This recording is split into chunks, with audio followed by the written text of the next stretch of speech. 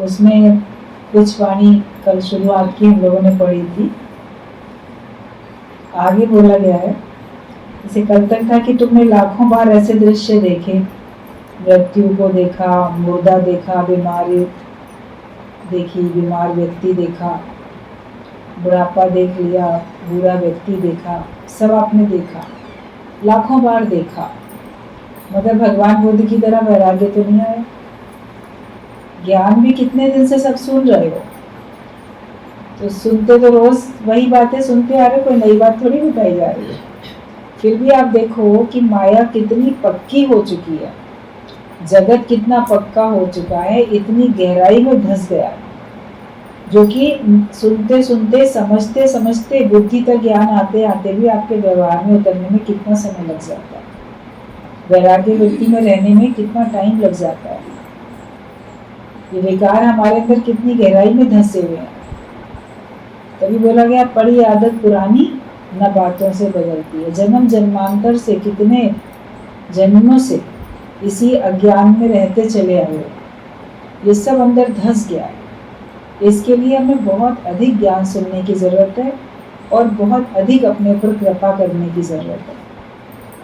तब आपका इन माया से, मन से, विकारों से, अज्ञानता से, देहाध्यास से, सबसे तभी तो हमारा पीछा छूटेगा।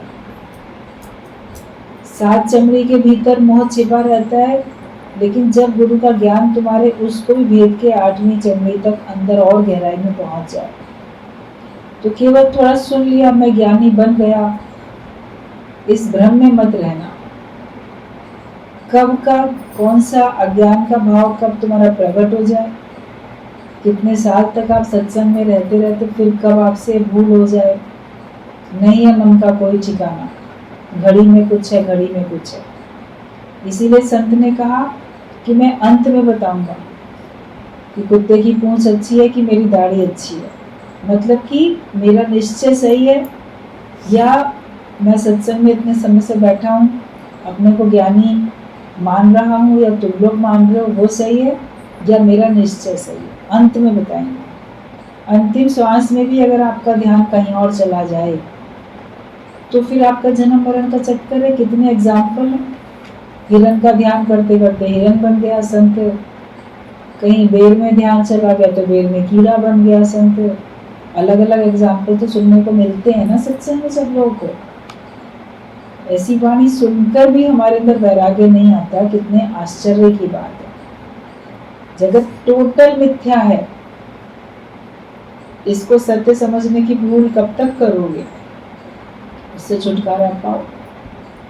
तो वैराग्य वृत्ति में हमको हर समय रहना, ज्ञान हर समय याद रहे, और वैराग्य ये है कि संसार बना ही नहीं है ही नहीं, और इसमें हमें दोष दिखेंगे तो हमको वैराग्य आएगा। बहुत अच्छा है, बड़े सुख हैं, लेकिन मैंने छोड़ दिए, तो आपको वैराग्य नहीं आएगा। जैसे मालूम पड़ जाए कि ये विष है, किसी ने आपको विषैला भोजन दे दिया खाने के लिए या कोई विषैली चीज दे दी पीने के लिए, आपको पता नहीं था तो आप पी रहे थे। लेकिन अगर आपको पता चल जाए कि इसमें ना किसी ने बड़ा तेज जहर डाल के दिया है, इसको पीने से मेरी मृत्यु हो जाएगी, तो क्या पियोगे उसको? जब ऐसा भाव आ जाए, इतना दोष दिखे विष के समान, ये संसार, ये जगत, जगत के समस्त सुख हमको ऐसे विष के समान समझ में आए कि इनमें लिप्त होने में या इनको मैं ग्रहण करने में जन्म मरण के चक्कर में चला जाऊं। मेरी मौत निश्चित है, अमरता का ज्ञान सुन रहा हूँ मगर मैं अमर होऊंगा नहीं, मुक्ति का ज्ञान सुनता हूँ लेकिन मैं मुक्त होऊंगा नहीं, बंधन में आऊंगा। तब आपका वैराग्य पक्का होगा। जगत को टोटल इस तरह से दोष दृष्टि रखते हुए और उसको बिल्कुल इनकार कर जाओ। पहले दोष दृष्टि रखनी पड़ती है, उसके बाद इनकार हो जाता है, फिर आपकी उससे उपरामता हो जाती है, फिर सर्वत्र भगवान ही भगवान दिखता है, फिर जगत है कहाँ, फिर तो भगवान ही भगवान है। वो एक हमारी अंत की स्थिति बन जाती है। उस स्थिति में आने के लिए हमको प्रयत्न करना है कि जहाँ भगवान के सिवाय कुछ और है ही नहीं, जगत है ही नहीं, जगत बना नहीं है, जगत नहीं है, जगदीश है। सूत में सूत की मणियों के सदृश मैं इस जगत में व्याप्त हूँ। भगवान कृष्ण ने जो ये बात बोली है इसको पक्का कर लो कि जो जगत दिखता है वो भी भगवान है और जिसने धारण किया वो भी भगवान है। धागे ने मोती धारण किए हैं मगर धागे से ही बने हुए मोती हैं, तो अंतर है ही नहीं। इतना ज्ञान पक्का हो जाएगा तो फिर आपके लिए आसानी हो जाएगी। और जब तक ये ज्ञान पक्का नहीं होगा आपका जन्म मरण का चक्कर रहेगा ही रहेगा। तो ये बताया कि बुद्ध भगवान ने बीमारी, बुढ़ापा और मौत एक बार देखा तो वैराग्य हो गया। तुमने लाखों बार ऐसे दृश्य देखे हैं पर तो भी वैराग्य नहीं लगा है। जगत के सुख अच्छे लग रहे हैं, एक दो दिन व्यर्थ गंवा रहे हो जो मुक्ति का आनंद नहीं ले रहे हो। आप अपना जीवन व्यर्थ गंवा रहे हो अगर आप मुक्ति का आनंद नहीं ले रहे हो। मौत गुरु और भगवान को याद करने का मतलब है गुरु के वचनों को याद करना। अगर आप मौत को याद कर रहे हो हर समय तो ये कोई नेगेटिव थिंकिंग नहीं है। अरे हम तो पॉजिटिव सोचे हैं, मौत को क्यों याद कर रहे हैं, हमें तो ज्ञान के वचन याद करने हैं। तो मृत्यु को याद करने का मतलब भी ज्ञान को ही याद करना होता है, क्योंकि मौत की यादगिरी बनाती है मेहमान। आप मौत को याद करते हो तो संसार में मेहमान की तरीके से रहना शुरू कर देते हो कि मैं अब सदा नहीं रहूंगा, इसको छोड़ के जगत को मुझे जाना है, इस देह को छोड़ के मुझे जाना है। मृत्यु तुमको ज्ञान याद दिलाती है, मृत्यु तुमको भगवान याद दिलाती है, मतलब ज्ञान ही याद आता है। तो मृत्यु मौत को याद करो या आप गुरु को याद करते हो। तो गुरु को याद करने का मतलब ये कि आप ज्ञान को याद कर रहे हो। गुरु तुम्हारे जीवन में आया तो ज्ञान के कारण ही तो तुमने उसको गुरु माना। गुरु याद आएगा तो उसका ज्ञान याद आएगा। जिस व्यक्ति को आप याद करते हो उसके द्वारा जो कुछ तुमको मिला वो तुम्हें याद आता है। मित्र को याद करो तो मित्रता याद आएगी, शत्रु को याद करो शत्रुता याद आएगी। जिसको याद करोगे उस व्यक्ति ने तुम्हें क्या दिया, उससे तुम्हें क्या प्राप्त हुआ। तो गुरु को याद करोगे तो गुरु से तुम्हें क्या मिला वो तुम्हें याद आएगा। गुरु है वाणी, वाणी है गुरु, विच वाणी अमृत सार। इसलिए गुरु को भी याद करने का मतलब द्वैत नहीं है। लोग समझते हैं गुरु को याद कर रहे हैं तो द्वैत में आ गए, हम तो अद्वैत में टिके जाके। तो आप मौत को याद करो तो भी आप ज्ञान को याद कर रहे हो, आप गुरु को याद करते हो तो भी इसका मतलब यही है कि आप ज्ञान को याद करते हो। मौत, गुरु और भगवान को याद करने का मतलब है गुरु के वचनों को याद करना। आप भगवान को भी याद करते हो तो भी इसका मतलब है कि आप ज्ञान को ही याद कर रहे हो, क्योंकि भगवान को याद करने से आप भगवान के भाव में डूब जाते हो। आपका देह ध्यास गुम होता है, आपका मन जगत से हटता है। तो ज्ञान ही तो है जो हमको हमारे देह ध्यास को भुलाता है, हमको जगत से ऊंचा उठाता है। भगवान को याद करने में भी आपका द्वैत होते हुए भी द्वैत नहीं है, गुरु को याद करने में भी द्वैत होते हुए भी द्वैत नहीं है, मौत को याद करने में भी आपका अद्वैत भाव ही बनता है, क्योंकि अब आपको फिर कुछ और नहीं दिखाई देता। जगत आपको अब असार लगने लगता है, फीका लगने लगता है।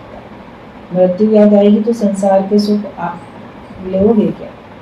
लगेगा कि अरे अब तो मृत्यु खड़ी है सामने, अब मेरा मन कौन से सुख में जाए। सच्ची तरीके से अगर याद करोगे तो आपका मन ऊपर उठेगा। मौत, गुरु और भगवान को याद करने का मतलब है गुरु के वचनों को याद करना। भगवान को याद करना है जैसे खुद भगवान हो जाना। भगवान को जब याद करते हो तो भगवान को याद करना है खुद भगवान हो जाना। राम जपत राम ही रहा, आप विसर्जन हो, और आप विसर्जन होए तो सिमरन कहिए सो। कि राम को जपते जपते हम राम का रूप हो जाएं, भगवान को याद करते करते हम भगवान का रूप हो जाएं। वो भगवान को याद करना होता है। जानना तो तुम ही हो जाएगा। जो तुमको जान लेता है वो तुम्हारा ही हो जाता है, तुम्हारा रूप हो जाता है। तो भगवान को याद करने का है कि खुद खुद भगवान हो जाना।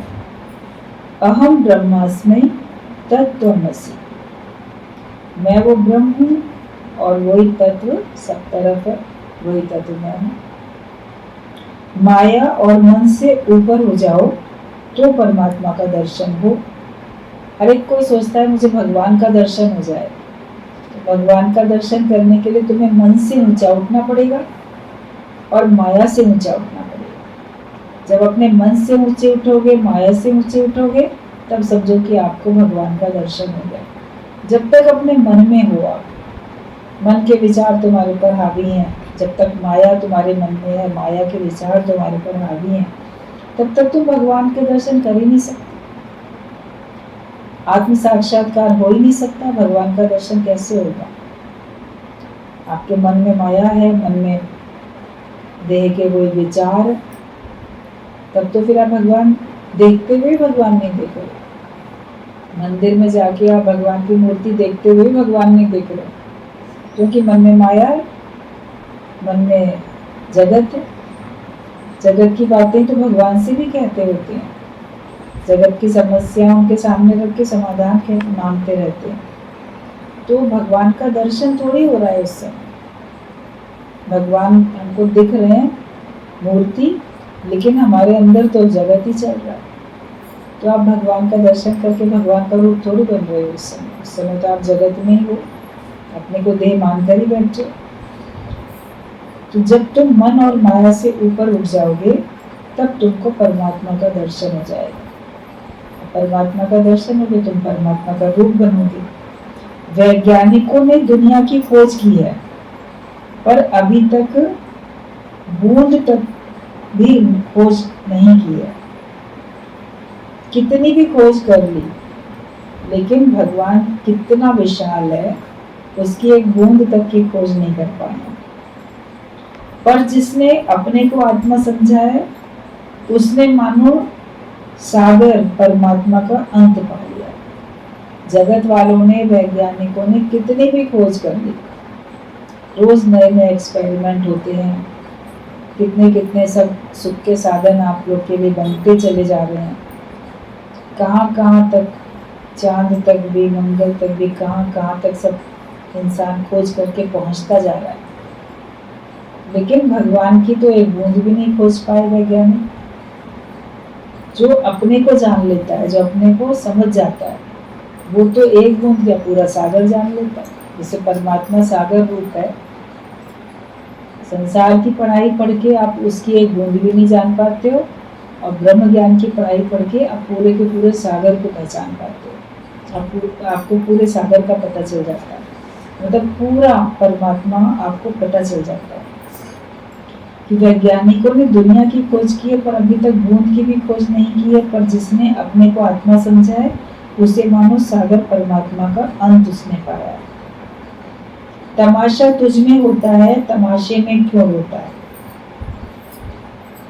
किसी भी दुश्मन से बदला लेना हो और उसे झुकाना हो, तो उससे जाकर हद से अधिक प्यार करो, तो वो तुम्हारे प्रेम की तलवार के नीचे अपनी गर्दन झुकाकर हमेशा के लिए मरकर खत्म हो जाएगा। है ना कितनी अच्छी बात। आपको लगेगी शुरू में अटपटी, दुश्मन से बदला लेना है तो क्या प्यार करेंगे?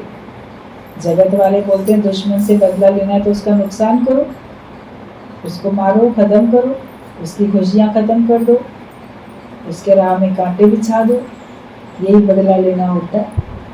लेकिन गुरु हमको बदला लेने का तरीका अलग बताता है। शत्रु को समाप्त करने का मतलब है कि शत्रुता को समाप्त करना, तुमसे वो दुश्मनी कर ना पाए, तुम्हारा मित्र बन जाए, तुम्हारे प्रेम के आगे उसका जो शत्रुता का भाव था वो खत्म हो जाए। तलवार काट के समाप्त कर देती है, तो प्रेम की तलवार शत्रुता को, अहंकार को, विकारों को काट के समाप्त कर देती है। एग्जाम्पल कितना अच्छा सत्संग में दृष्टांत आप लोग सुनते हो। जमींदार बड़ा अहंकारी था, बहुत सबको सताता था, गांव वालों को। गांव वाले बड़े दुखी रहते थे, नफरत करते थे उससे, प्लान करते थे मर जाए ये तो अच्छा है। अपने शत्रु के लिए तो आप मौत की दुआ मांगो, ये मेरा दुश्मन है, ये कब मरेगा। तो नए कर्म तुम बना रहे हो मन ही मन रोज। अगर आप अपने शत्रु के अंत का भी सोचते हो या उसके बुरे का सोच रहे हो। तुम्हारे तो नए क्रियामान कर्म बन रहे हैं पिछले किन्हीं जन्मों के कर्मों के कारण से। आज वो तुम्हारा शत्रु है, लेकिन आज तुम नए क्रियामान कर्म बना रहे हो, बदले की प्लानिंग कर करके, बददुआएं कर करके मन से तो बुरे कर्म बना रहे हो। वहीं गांव में एक संत भी आए कुछ दिन के लिए रटन करते करते।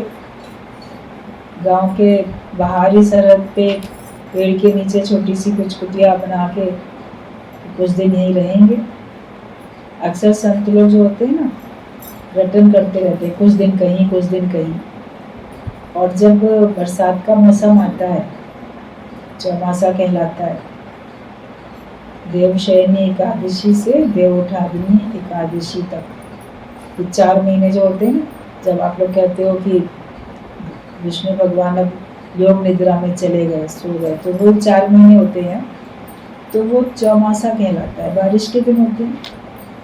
तो इन दिनों में जो संत होते हैं जहाँ होते हैं वहीं रुक जाते हैं, वो भी रिटर्न नहीं करते हैं, 4 महीने एक ही जगह रहते हैं। तो संत आके वहाँ पे रुक गए। अब उनको पता चला कि गांव वाले तो आ रहे हैं, बैठ रहे हैं, संत आए हैं, चलो प्रवचन सुनेंगे। गांव वालों के मन की बात संत को पता चली, तो संत ने उनसे कहा तुम लोग बदला मत लो, इस जमींदार से ना मैं तुम्हारे हिस्से का बदला ले लूंगा। तुम इसको मारना चाहते हो, मैं इसको मारूंगा, एक दिन तुम देखना मैं इसको मार दूंगा। अब वो लोग सोचे ये संत है, ये तो किसी भी जीव जंतु की हत्या भी नहीं करता है, चींटी तक को जानबूझ के नहीं मारता है, तो जमींदार को कैसे मारेगा। लेकिन संत ने उनको विश्वास दिलाया, देखना मैं एक दिन इस जमींदार को मार दूंगा, तुम लोग ज्ञान सुनो, तुम लोग प्रेम में रहो। उनकी भावनाओं को अच्छा करता चला गया। और कुछ दिनों के बाद में एक बार जब कहीं गांव के बाहर, जैसे कभी कस्बे में लोग जाते हैं सामान खरीदने, दुकान का कुछ लेने, तो वो जमींदार भी गया, सब लोग गए, हाट लगती है, बाजार लगता है, वहाँ पे सब खरीदारी करने जाते हैं। तो शाम को जब वहाँ से लौट रहे थे तो बारिश बहुत होने लगी। पहले से बरसातों का मौसम था, ही बारिश हो रही थी। तो बारिश इतनी हुई कि कच्चा रास्ता होता है सारा, बहुत पूरा कीचड़ कीचड़ हो गया। अब जब लौटने लगे रास्ते में तो थोड़ा जंगल पड़ता था, तो जमींदार की जो बैलगाड़ी थी उसका पहिया गड्ढे में, कीचड़ में फंस गया, अब निकल ही नहीं पा रहा था। अब अकेला तो वो धक्का मार के निकाल भी नहीं सकता था। चारों तरफ देखे, गांव वाले तो उसकी तरफ बिना देखे चुपचाप जल्दी आगे बढ़ गए, कोई भी उसकी मदद करने के लिए नहीं आया। आप अगर किसी से शत्रुता रखो, किसी का नुकसान पहुंचाओ, तो वो आपकी मदद करने नहीं आता है। प्रेम होता है तो लोग आते हैं, या न्यूट्रल भी रहो तो कभी अनजान लोग भी आ जाते हैं। लेकिन जिनसे आप, जिनको सताओ, वो लोग अंदर में भाव ऐसा है तो वो नहीं आएंगे। कोई उसकी मदद करने नहीं आया, सब जल्दी जल्दी आगे बढ़ गए, क्योंकि शाम हो रही थी, अंधेरा हो रहा था। अब वो चारों तरफ देखे, क्या है, जंगल का मामला है, कहीं जंगली जानवर आया, कोई डाकू आए, क्या होगा। संत देख रहा था दूर से, वो संत उठ के आया और उसने उस जमींदार की उस समय मदद की कि चलो तुम भी जोर लगाओ, हम भी जोर लगाते हैं, ये बैलगाड़ी का जो पहिया है बाहर निकालने में गड्ढे से, तो उसको जोर लगा के निकलवाया। उस वक्त जब जमींदार को लग रहा था कि अब मेरे ऊपर बड़ा भारी संकट आ सकता है, नुकसान हो सकता है, मेरे धन का भी और मेरे जीवन का भी, और उस समय आके संत ने मदद की, तो वो संत का बहुत शुक्रगुजार हो गया, एहसानमंद हो गया। उसने संत का बड़ा उपकार माना, प्रणाम किया, झुका, अरे आपने मेरी इतनी मदद कर दी। तब उसको लगा कि देखो किसी ने समय पे मदद की तो मेरे लिए कितना मेरे को खुशी मिल रही है। और संत के तो वाइब्रेशंस ही इतने अच्छे होते हैं, शुरू से वो अच्छे वाइब्रेशंस सबको देते हैं। तो उस घटना के बाद से लोगों ने देखा कि जमींदार का स्वभाव में बड़ा परिवर्तन आ गया। अब वो किसी से कठोर व्यवहार नहीं करता, अब वो थोड़ा न्यूट्रल रहने लगा, और धीरे धीरे वो सबसे अच्छी तरह से बोलने लगा, गांव वालों से भी, सबसे वो अच्छी तरह बोलने लगा, क्योंकि उसको लगा कि अगर मैं सबसे पहले से प्यार से व्यवहार रखता तो मेरी मुसीबत में ये लोग मदद करते ना। तो उसने अपने व्यवहार में संत की वाइब्रेशंस और संत की मदद को देख के उसने परिवर्तन ले आया अपने व्यवहार में। फिर गांव वाले भी खुश रहने लगे। अब वो सबसे अच्छे से बोले, हंसे बोले, मुस्कुराए, सबकी मदद करे, सबके दुख को समझे, उसके दुख को दूर करे। तो फिर संत ने कहा कि देखो, अब वो जमींदार पहले वाला जमींदार नहीं रहा ना। मतलब जो पहले था इतना क्रूर, कठोर, क्रोधी, तुमको ऐसे नुकसान पहुंचाने वाला, तो अब वो कहाँ है? अब तो देखो ये बदल गया। तो मैंने उस जमींदार को मार दिया। जो तुम कहते थे ना कि हमें जमींदार को मार दें, तो वो जमींदार तो मर गया। अब जो तुम्हारे सामने जमींदार है वो तो तुम्हारा मित्र है, अच्छा है, तो वो मर गया ना। तो गांव वाले बड़े खुश हो गए, समझ गए बात को कि हाँ सही में अब ये जमींदार वो पहले वाला नहीं रहा। तो संत ने कहा अगर किसी शत्रु से बदला लेना है तो उसको हद से अधिक प्रेम करो, उसकी मदद करो, तो उसका हृदय परिवर्तित होता है। आपका अच्छा व्यवहार और आपकी अच्छी भावनाएं दूसरे के हृदय को परिवर्तित करती हैं। और ज्ञान ये है कि आप निष्काम भाव से सारे संसार में सभी के हित का कार्य करो और सभी के हित का सोचो। निष्काम भाव से, ये नहीं कि मैं इसके लिए कर रहा हूं तो ये भी मेरे लिए करेगा। मेरा धर्म है, मुझे अच्छा कार्य करने में अंदर से प्रसन्नता और संतोष मिलता है। जब ये बात हमें पक्की हो जाएगी तो आपके लिए तो कोई शत्रु रहा ही नहीं, आपके लिए तो कोई दुश्मन रहा नहीं, आपके लिए तो सब अपना आप है। जैसे दूसरा मुसीबत में तो आपको लगेगा मैं इस जगह मुसीबत में होता तो मैं अपने लिए क्या व्यवहार की उम्मीद करता। जो आप अपने लिए दूसरे से व्यवहार की उम्मीद करते हो वही सबके लिए आपको करना है। जब आप बहुत खुश हो, आपके पास बहुत कुछ है, फिर आप दूसरों से कैसे व्यवहार की उम्मीद करते हो कि मेरी खुशी में ये लोग खुश हों। आपके यहाँ कोई फंक्शन होता है, कोई अच्छा शुभ कार्य होता है, तो आप अपने सब मित्रों को, सबको बुलाते हो कि ये मेरी खुशी में शामिल हो, मेरे खुशी में ये खुश हों। अब वो लोग आते भी हैं, आपको बधाई भी देते हैं, चलो आपका नया घर बन गया, आपका ये काम हो गया, आपका वो काम हो गया, आपको ये सफलता मिली, तो वो खुश होते हैं आपकी खुशी में, तो आपकी खुशी बढ़ जाती है। अगर आपकी खुशी में वो ईर्ष्या करते हुए आपको दिखे तो आपको क्या लगेगा?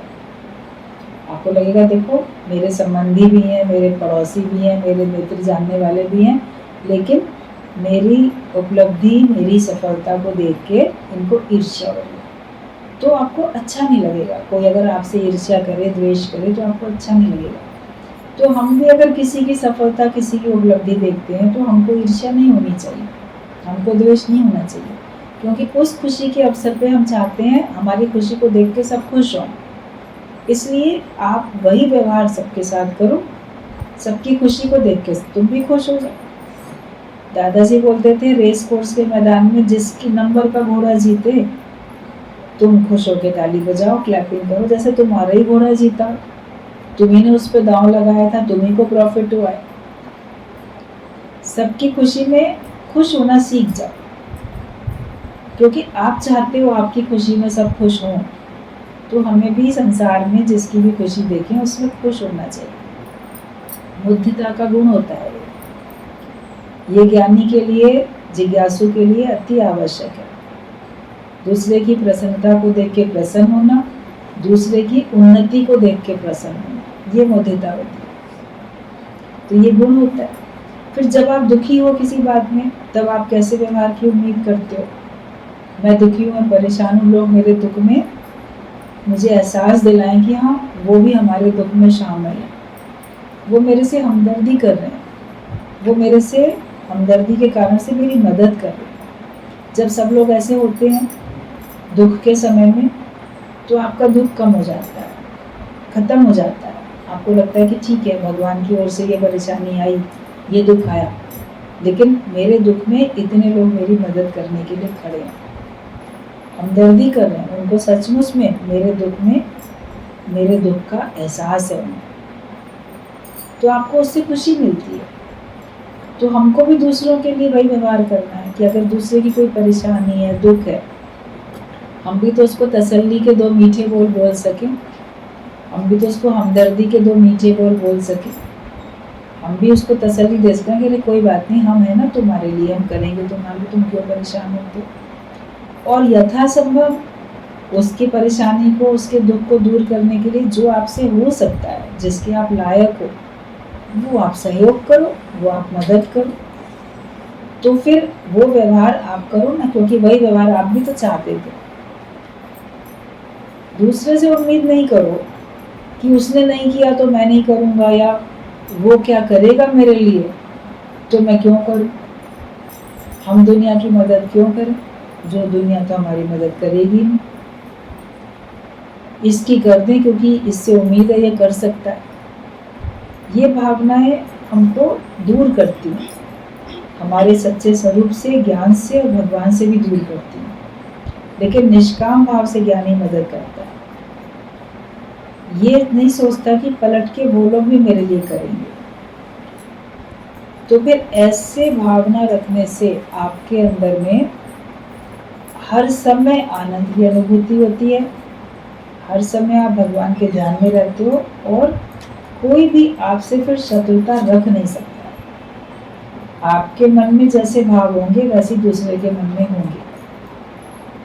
तो इसलिए बोला गया कि किसी भी दुश्मन से बदला लेना हो और उसे झुकाना हो, अगर तुम चाहते हो मेरा दुश्मन मेरे आगे झुक जाए, तो उससे जाकर हद से अधिक प्यार करो, तो वो तुम्हारे प्रेम की तलवार के नीचे अपनी गर्दन झुकाकर हमेशा के लिए मरकर खत्म हो जाएगा। वो तुम्हारे लिए फिर हमेशा अच्छा सोचेगा, लेकिन पहले हमको आगे बढ़ के प्रेम करना है। मनुष्य क्या सोचता है, पहले दूसरा करे, अच्छा काम तो पहले तुम ही शुरू करो। किसी को देख के पहले तुम मुस्कुरा दो, किसी को देख के पहले तुम बात कर लो, तुम पहले गुड मॉर्निंग, तुम पहले नमस्ते कर लो, बाद में वो भी करेगा। और नहीं भी करेगा तो तुम तो कहते हुए निकल गए ना, तुमने तो अपना मन अच्छा कर लिया। बदले में उम्मीद क्यों करो कि मैंने इसको कहा गुड मॉर्निंग तो ये भी मेरे को बोले, मैंने इसको नमस्ते की ये भी मेरे को नमस्ते करे, मैंने इसके चरण स्पर्श किए ये भी मुझे आशीर्वाद दे। हमको सम्मान देना है, हमने सम्मान दिया। इतनी भी इच्छा नहीं रखो कोई थैंक यू बोले, तुमने किसी के लिए किया और पलट के वो तुमको थैंक यू बोले, इतनी भी उम्मीद नहीं करो। आपका काम है किए जा तो जग में भलाई का ही काम। तो जब आप हद से अधिक सबको प्रेम करोगे तो तुम्हारे लिए कोई भी शत्रु रहेगा नहीं। शत्रु नाश का मतलब है शत्रुता का नाश कर, हमारे अंदर की दुश्मनी खत्म हो जाए और दूसरों के मन में जो हमारे लिए दुश्मनी पनप रही है वो समाप्त हो जाए। और वो ज्ञान से होती है, वो प्रेम से होती है। इसके लिए मेहनत करो। बाकी ये सारा संसार जो है ना, ये सब तेरे अंदर ही है। कहते तमाशा तुझ में होता है, तमाशे में क्यों रोता है। ये सब तेरे अंदर ही हो रहा है, तो उसमें तुम क्यों रो रहे हो। पर्दे के ऊपर पिक्चर चल रही है तो पर्दे के ऊपर असर थोड़ी हो रहा है। पर्दे में ही है सारी पिक्चर, मगर पर्दे को कोई असर नहीं होता। तो तुम्हारे में ही सारा जगत है, लेकिन तुमको कोई असर नहीं होना चाहिए। ऐसे पर्दा होके रहो, अनकंसर्न होके रहो, अनअफेक्टेड ऐसे होके रहो। जगत से मन को प्राम करके चलोगे, भगवत भाव में रहोगे, तो आप इस संसार की पिक्चर को देख के उसमें आप दुखी सुखी नहीं होगे। एक रस अवस्था में आते जाओगे। तो बस एक रस अवस्था में रहना ही ज्ञान है। इसी ज्ञान को हमको पक्का करना है।